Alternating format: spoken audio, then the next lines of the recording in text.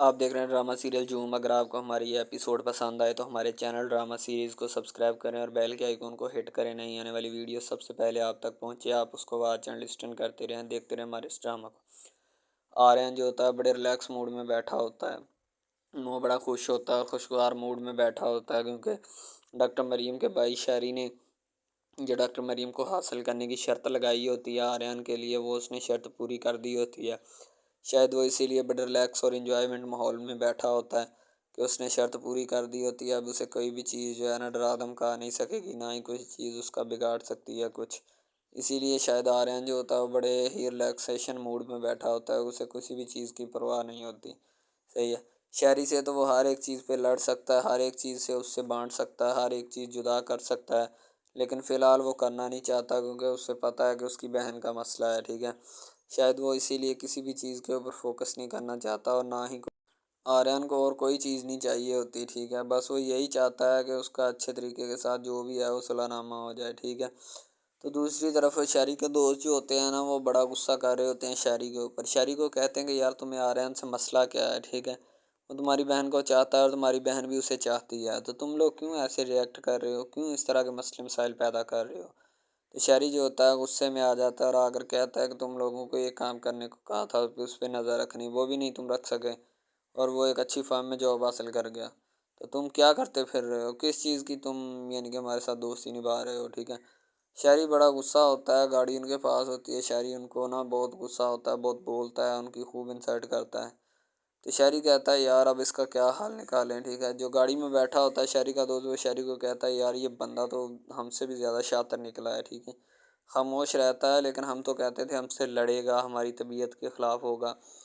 तो शहरी कहता है ऐसा उसने हरगिज़ नहीं करना, क्योंकि मरियम ने उसे समझाया कि अगर ऐसा करोगे तो शहरी ये रिश्ता तोड़ देगा। तो आर्यन जो होता है वो फुली रिलैक्स मूड में होता है। आर्यन उनसे भी ज़्यादा होशियारी के साथ पत्ते खेल रहा होता है। आर्यन को बस अपनी पड़ी होती है कि वो होशियारी और चालाकी के साथ पत्ते खेले। ठीक है। दूसरी तरफ वो जो होता है ना शहरी, अब अपने घर में बैठा होता है बड़े सुकून माहौल में। उसे पता चल चुका होता है कि आर्यन को जॉब मिल चुकी है, उसे बाहर से ख़बर मिल जाती है। ज़ाहिर सी बात है ख़बर देने वाले बीच में होते हैं। डॉक्टर मरियम बड़ी खुश होती है, क्योंकि टीना ने फ़ोन किया होता है डॉक्टर मरीम को, फ़ोन करके बताया होता है कि ये मसला मसाइल जो है वो पैदा हो चुका है, यानी कि ये मसला बन चुका है, अब इसका क्या सलूशन निकालना है। ठीक है। तो शायद इस वजह से डॉक्टर मरीम जो होती है ना वो बड़ी अपसेट सी हो जाती है। तो शहरी जो होता है वो उसका गुस्सा जो है वो काबू में नहीं आता, वो अपने गुस्से को कंट्रोल करना चाहता है, लेकिन क्या करे, कर नहीं पा रहा होता। बस इसी चीज़ की तो उसे कमी होती है कि अब वो अपने गुस्से को कैसे कंट्रोल करे। डॉक्टर मरीम जो होती है वो अपने दाग पे दाग लगा रही होती है। दूसरी तरफ आर्यन जो होता है वो अपने ऑफिस में बैठा होता है, अपने बॉस के ऑफिस में। तो उसकी बॉस जो होती है उसको अपने ऑफिस में बुलाती है, क्योंकि उससे उसकी एक बहुत बड़ी रिपोर्ट जो है उसके हाथ लग चुकी होती है। अब आर्यन की उस कंपनी से छुट्टी होने वाली होती है। हाँ, छुट्टी करवाने के पीछे भी शहरी का ही हाथ होता है। उसकी बॉस उसको बुलाकर कहती है कि मुझे पता चला है कि तुम्हें पागलपन के दौरे भी पड़ते हैं। ठीक है। ये मेडिकल रिपोर्ट्स तुम्हारे सामने मैंने रख दी है, तो तुम इसके बारे में क्या सफाई पेश करोगे। जब तुम ये जॉब हासिल करना चाहते थे तो तुमने उस वक्त हमें क्यों नहीं इसके बारे में बताया। तो ये खबर जब पता चलती है डॉक्टर मरीम को, डॉक्टर मरीम अपने भाई यानी कि शहरी को आकर कहती है कि शहरी कंग्रेचुलेशन, आर्यन को जॉब मिल चुकी है। ठीक है। वो एक अच्छी कंपनी में जॉब कर रहा है। तो आर्यन सेब खा रहा होता है बड़े रिलैक्स मूड में। तो आर्यन कहता तो फिर क्या करें। दूसरी तरफ उसकी बॉस जो होती है ना आर्यन की, वो उसके जाती है प्लांट में जहाँ पे आर्यन अपने बंदों से काम करवा रहा होता है और ख़ुद उनके साथ लगा होता है। तो उसकी बॉस उसको कहती है कि तुम क्यों इधर फिर रहे हो, अपने ऑफिस में बैठो, इनसे काम करवाओ। ठीक है। तुम इनके साथ ऐसे फिर रहे हो कि जैसे हुलिया देखो अपना। ठीक है। तो आर्यन कहता है कि मुझे जो है ना मज़दूर के साथ मिलकर मज़दूरी करने में जो मज़ा आता है ना, वो एसी वाले कमरे में बैठ के काम करने में नहीं आता। ठीक है। तो उसकी बॉस उसको कहती है कि तुम मेरे ऑफिस में आओ, मैं तुम्हें बुला रही हूँ। उसकी बॉस जो होती है वो फ़ोन करके कहती है आर्यन को मेरे कमरे में भेजो, आर्यन को जल्द से जल्द मेरे कमरे में भेजो, मैंने उससे बात करनी है। ठीक है। वो कहती है कि अच्छा आर्यन आ रहा है। ठीक है। उसका जो मुलाजिम होता है वो आर्यन को उसके कमरे में भेज देता है। तो उसकी बॉस जो होती है वो आर्यन के सामने उसकी मेडिकल रिपोर्ट्स रख देती है बाब हॉस्पिटल की। ठीक है। कि ये देखो क्या तुम्हें पागलपन के वाकई दौरे पड़ते रहे हैं। ठीक है। आर्यन कहता है कि मैं अपनी सफाई में कोई भी शब्द पेश नहीं करना चाहता, मुझे दौरे पड़ते रहे एक वक्त तक, लेकिन बाद में कोई दौरा नहीं पड़ता था। ठीक है। अब मेरी तबीयत बिल्कुल ठीक है, मेरे बाबा जो होते हैं वो मेरे मुझसे बहुत खुश हैं, ठीक है। आर्यन का वालिद जो होता है वो आर्यन से बहुत ज़्यादा खुश होता है, क्योंकि आर्यन ने अच्छी जॉब हासिल कर ली होती है। उसकी आंखों में हल्के से आंसू भी होते हैं और वो आंसुओं को देखकर चलना चाहता है, ठीक है। ज़ाहिर सी बात है, बेटे को अच्छी जॉब मिली है। इसमें आर्यन ने अपनी कंपनी में एक ऐसी अच्छी गाड़ी बना डाली होती है कि जिसके चर्चे पूरे शहर में होने लगते हैं। आर्यन की मालिक जो होती है ना, कंपनी की सीईओ होती है, वो आर्यन के इस इकदाम से बहुत ज़्यादा खुश होती है, ठीक है। तो वो आर्यन की जब रिपोर्ट्स देखती है तो वो कहती है कि आर्यन अब इसमें तुम्हारा क्या किया जाए, ठीक है, तुम क्या चाहते हो। तो आर्यन कहता, मैं आपको कुछ नहीं कहना चाहता, ना मैं अपनी सफाई पेश करना चाहता हूँ, मैं अपना रेजिग्नेशन लेटर जो है वो आपके हाथ में थमा दूंगा। दूसरी तरफ प्रोफेसर तौकीर साहब जो होते हैं, जब ये खबर सुनते हैं कि आर्यन को अच्छी फर्म में जॉब मिल गई है, वो तो एकदम से रह जाते हैं। उनको दचका सा लगता है कि मेरे वहमों गुमान में भी नहीं है ये बात कि वाकई आर्यन को अच्छी जॉब मिल सकती है, ठीक है। तो वो कहते हैं जी जनाब, आर्यन को मिल सकती है अच्छी जॉब, इसमें क्या है, ठीक है। शहरी जो होता है अपने दोस्तों के साथ दंदनाता फिरता है, क्योंकि उसे तो बस यही बात खाई जा रही होती है कि बस अब मैं किसी ना किसी तरह ना इसका ख़ात्मा कर डालूं, यानी कि इस बात को ना मैं हज़म नहीं कर पा रहा। दूसरी तरफ उसका आर्यन जो होता है ना, वो अपने ऑफिस में जाके बैठ जाता है। उसे अब किसी भी चीज़ की नहीं होती, बल्कि हल्का सा परेशान सा होता है। ज़ाहिर सी बात है, इंसान को परेशानी तो होती है कि इतनी मुश्किलों से मैंने ये जॉब हासिल की है, ठीक है, अपना टेस्ट क्लियर किया।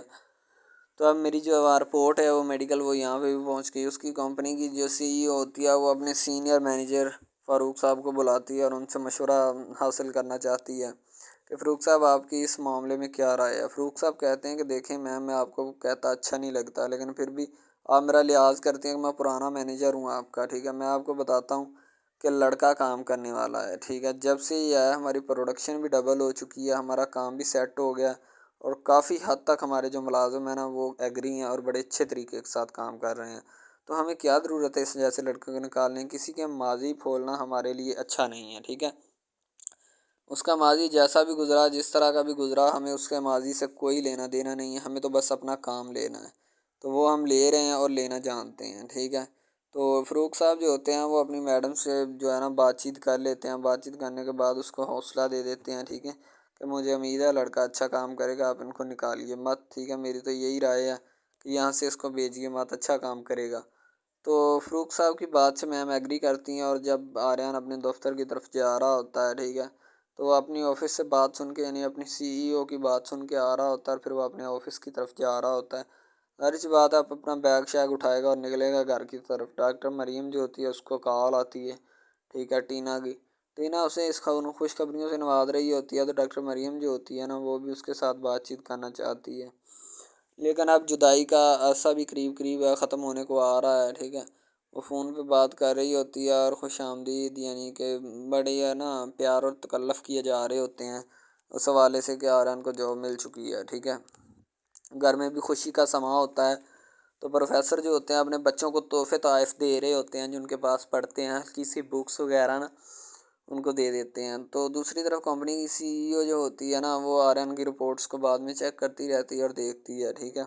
क्योंकि आर्यन ने वाज़ेह कर दिया, क्लियर कर दिया है कि मेरा माज़ी ठीक है, मेरा गुज़रा है, ठीक, मुझे दौरे पड़ते थे, लेकिन अब नहीं है, अब मैं बिल्कुल फ़िट हूँ। दूसरी तरफ वो जो होता है ना अपना सैम, वो ट्रीट लेना चाहता है आर्यन से, क्योंकि आर्यन ने वादा किया था कि जब मैं जॉब हासिल कर लूँगा मैं तुम्हें ट्रीट दूँगा।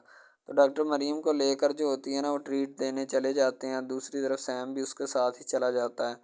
अब वो एक दूसरे से ट्रीट लेने के लिए जा रहे होते हैं। तो डॉक्टर आर्यन जो होता है ना वो भी यही चाहता है कि मैं इनसे ट्रीट लूँ और इनकी अच्छी खासी धुलाई करूँ, ठीक है।